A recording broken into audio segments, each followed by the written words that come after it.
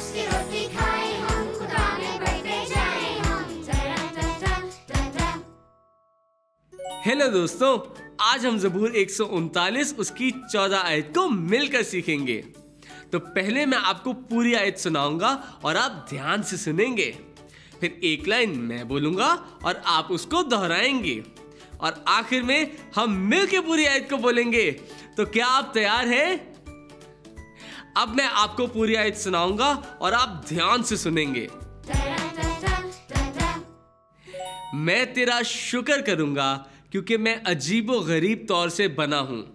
तेरे काम हैरत अंगेज हैं, मेरा दिल इससे खूब जानता है। ज़बूर 139 14 आयत। अब एक लाइन मैं बोलूंगा और आप उसको दोहराएंगे। मैं तेरा शुक्र करूंगा क्योंकि मैं अजीबो गरीब तौर से बना हूं। तेरे काम हैरत अंगेज हैं, मेरा दिल इसे खूब जानता है।